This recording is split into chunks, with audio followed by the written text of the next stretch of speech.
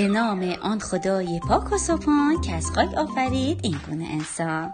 سلام به عزیزای دلم، من مهدی پور هستم با آموزش دیگه از کتاب هدیه‌های آسمانی کلاس 4. درس 17 آقای بهاری خانم بهاری.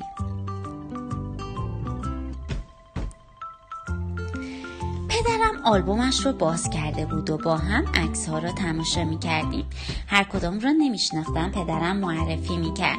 یکی از آنها جوانی بود که با مهربانی دست خود رو روی شانه کودکی گذاشته بود و هر دو لبخند بر لب کنار رودخانه ایستاده بودند. پدرم خم شد، صورت اون مرد جوان رو بوسید و گفت: این آقا اولین معلم من است و این عکس روز اردوی ماست. وقتی میخواستیم از اردو برگردیم من گفتم آقا اجازه دوست دارم با شما عکس بگیرم. او هم با مهربانی دستش رو روی شانه من گذاشت و با هم عکس گرفتیم. یادش بخیر، چه روز خوبی بود. پرسیدم اسم او چیست؟ پدرم گفت آقای بهاری. خیلی او رو دوست دارم، او خیلی چیزها به من آموخت.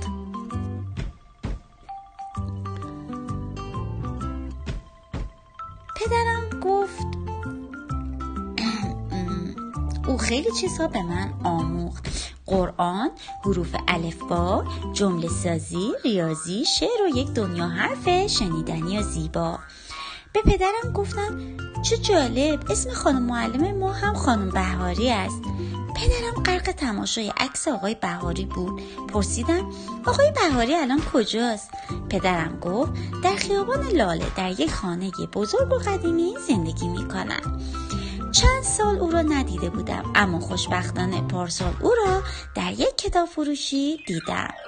انگار دنیا رو به من داده بودم. خیلی خوشحال بودم و نشانیش را گرفتم. اتفاقا پس فردا که روز معلم است میخوام به دیدن او بروم. معلم خیلی عزیز است. پیامبر خدا میفرمایند به کسی که از او دانش میآموزید احترام بگذارید. من گفتم منم میام، خیلی دوست دارم اون رو ببینم. روز معلم بود. من و پدرم با یه دسته گل به دیدار آقای بهاری رفتیم. خانمی در را باز کرد و گفت بفرمایید. وای چه جالب، خانم بهاری بود. سلام خانم. خانم بهاری تا مرا دید صورتش مثل گل شکفت. سلام عزیزم، شما کجا؟ اینجا کجا؟ خانم ما رو چطور پیدا کرد؟ بفرمایید. شگفت زده شده بودم. داخل رفتیم. آقای بهاری با عصا در حیاط ایستاده بود. پدرم با مهربانی به سوی اون رفت و اون رو به گرمی در آغوش گرفت. او هم پدرم رو با مهربانی بوسید و احوال پرسی کرد. بعد از روی شانه پدرم گذاشت و به خانم بهاری گفت این آقا که به دیدار من آمده دانش آموز من است. خانم بهاری هم دست روی شانه من گذاشت و گفت این دختر خانم ناز هم دانش آموز من است. آقای بهاری لبخند زد. چه خوب، خانه ما امروز مدرسه شده. مدرسه صمیمی با 2 معلم و 2 شاگرد.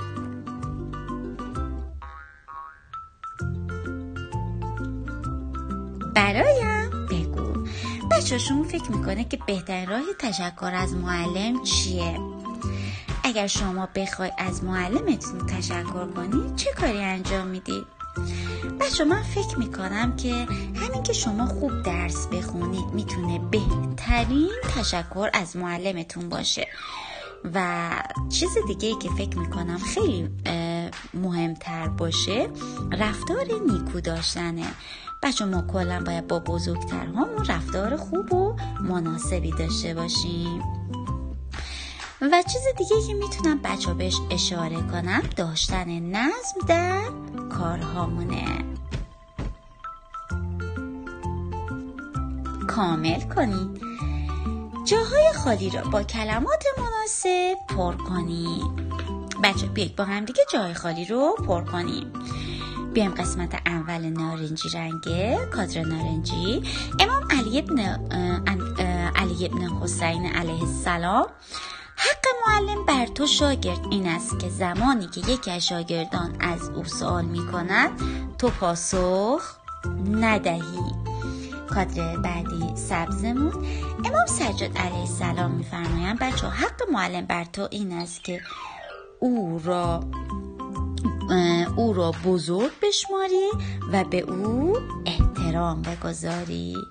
کادرهای پایین، امام چهارم علیه السلام میفرمایند وقتی معلم صحبت میکند سکوت کنی و خوب به حرفایش گوش کنی. و اما آخرین کادرمون، امام زین العابدین علیه السلام میفرمایند شاگرد نباید صدایش را در برابر معلم بچه بلند کنه. حالا بچه شما به کدوم از این وظایف گوش میکنید و عمل میکنید؟ من که مطمئنم شاگردای من بهترین هستم و به همه اینا عمل میکنم. شاگردای گلم خیلی دوستتون دارم.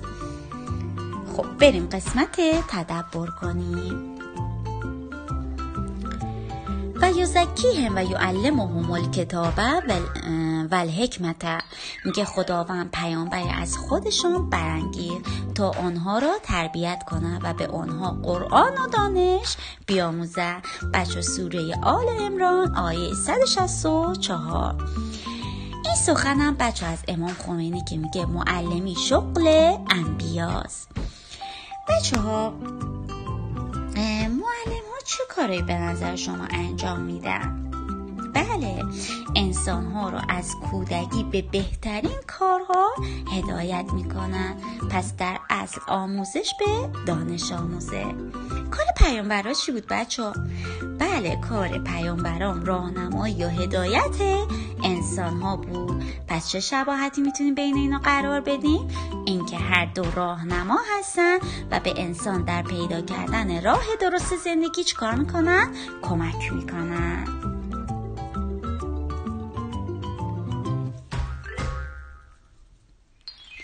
خب بچه ها بریم قسمت با خانواده.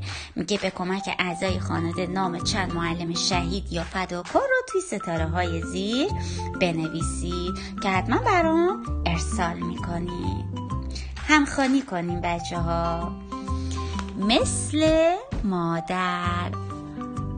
سلام ای با من و گل ها صمیمی، سلام ای یار غمخوار قدیمی. دو دستم را گرفتی مثل مادر، مرا پرواز دادی چون کبوتر.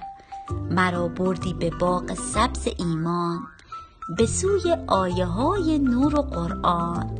من از دست تو نوشیدم وفا را، من از چشمان تو دیدم خدا را. کلید گنج دین در دست داری، تو راه انبیا را می سپاری.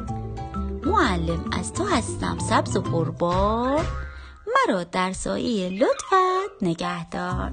شاگردای گلم خیلی دوست دارم این شعر رو با صدای قشنگ همه شما بشنوم. پس منتظر صدای قشنگ تک تک شما عزیزای دلم هستم.